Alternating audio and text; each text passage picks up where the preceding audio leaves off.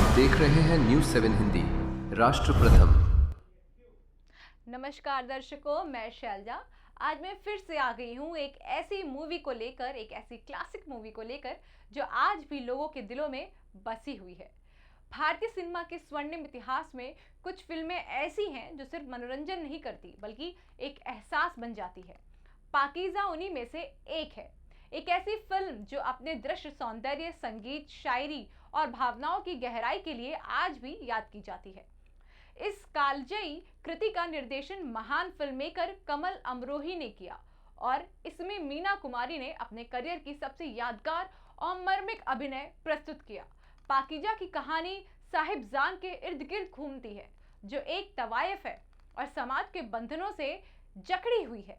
वह एक ऐसे जीवन का सपना देखती है जहां उसे इज्जत, प्यार और अपनापन मिले। उसकी जिंदगी में सलीम का आगमन होता है, जो उत्साहिक फिल्म पाकीज़ा मोहब्बत और शायरी और दर्द की अमर दास्तान में एक नई उम्मीद देता है। फिल्म की कहानी सिर्फ प्रेम तक सीमित नहीं बल्कि यह समाज की उन रूढ़ियों को भी उजागर करती है जो एक औरत की पहचान को सीमित कर देती है। साहिबजान का संघर्ष, उसकी तन्हाई, उसकी चाहत पर हर पहलू दर्शकों के दिल को छू जाता है। पाकीज़ा का निर्माण भारतीय सिनेमा के सबसे लंबे और कठिन प्रोजेक्ट में से एक माना जाता है। इसकी शूटिंग 1958 में शुरू हुई, लेकिन यह 1972 में जाकर पूरी हो सकी। इस फिल्म के लंबे सफर के पीछे कई कारण थे, जिनमें सबसे प्रमुख था कमाल अमरोही और मीना कुमारी के वैवाहिक संबंधों में आई दरार। दोनों के अलग होने के बाद फिल्म अधूरी रह गई थी। कई सालों तक यह प्रोजेक्ट ठंडे बस्ते में पड़ा रहा। बाद में जब मीना कुमारी गंभीर रूप से बीमार थी, तब उन्होंने खुद आगे बढ़कर इस फिल्म को पूरा करने का निर्णय लिया। उनकी यह प्रतिस्पर्धा ने पाकीज़ा को एक अमर कृति बना दिया। उनकी प्रतिबद्धता ने इस अमर कहानी को जीवन दे दिया।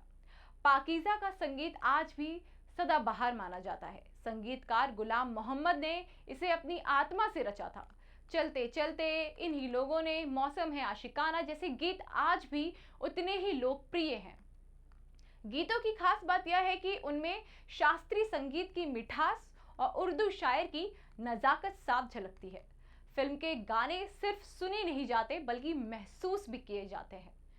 अनसुने और दिलचस्प किस्सों की बात करें तो फिल्म के कई हिस्सों की शूटिंग के दौरान मीना कुमारी की तबीयत बेहद खराब थी, जिसके कारण कुछ दृश्य में बॉडी डबल का सहारा लिया गया। कहा यह भी जाता है कि फिल्म का मशहूर ट्रेन सीन, जिसमें सलीम साहिबजान के पैरों की तारीफ करता है, अचानक आए एक वास्तविक अनुभव से प्रेरित था। पाकीज़ा की रिलीज के समय इसे बहुत बड़ी सफलता नहीं मिली, लेकिन मीना कुमारी के निधन के बाद दर्शकों की भावनाएं इस फिल्म से जुड़ गई और यह सुपर हिट साबित हुई।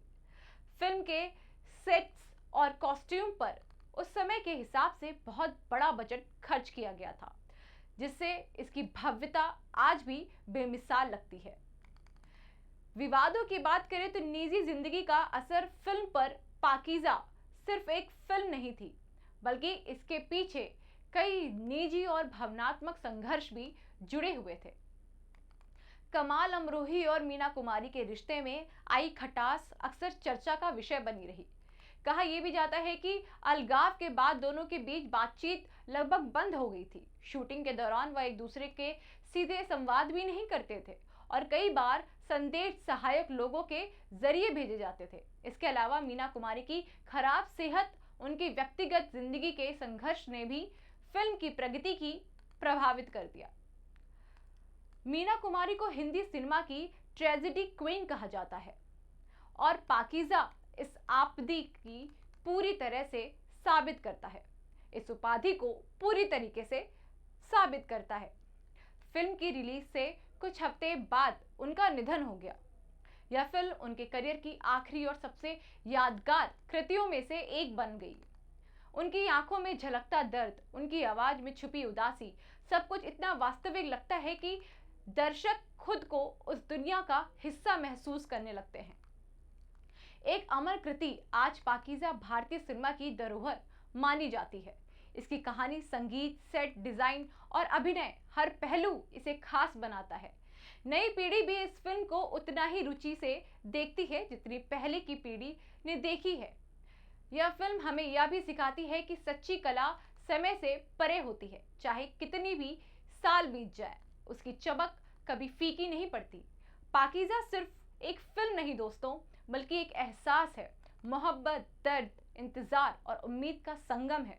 यह हमें उस दौर से ले जाती है जहां हर चीज में नजाकत और गहराई थी।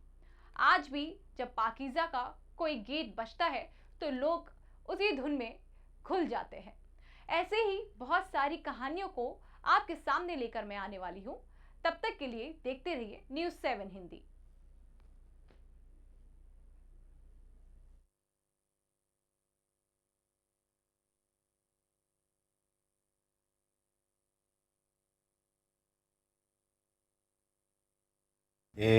HERO hero. पापा ये हीरोज कौन होते हैं? हीरोज हीरोज हर जगह होते हैं, फिल्मों में, फिल्मों के बाहर भी। और ये हीरोज दिखते कैसे हैं? हीरोज सबसे अलग होते हैं लेकिन अलग दिखते नहीं। हीरोज टॉल होते हैं कि शॉर्ट होते हैं? वो खाना खाते हैं कि नहीं? स्कूल जाते हैं कि नहीं? वो पढ़ाई करते हैं कि नहीं?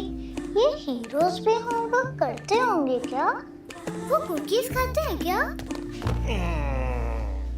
पापा ये हीरोज करते क्या है? वो आपके साथ रहते हैं और आपको प्रोटेक्ट करते हैं। बाय।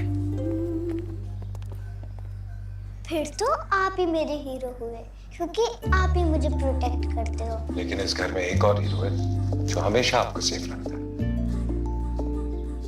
मुझे तो कहीं नहीं दिख रहा। हीरोज हमेशा दिखाई दे ये जरूरी नहीं है। वो सिर्फ पर्दे के आगे ही नहीं, दीवारों के पीछे भी हो। गैलेंट एडवांस TMT सरिया, इसकी ताकत बने घर की ढाल और इसकी फ्लेक्सिबिलिटी रखे घर को सॉलिड सालों साल। गैलेंट एडवांस 500D TMT, निर्माण का रियल हीरो। सॉलिड भी। फ्लेक्सिबल भी। Gallant TMT।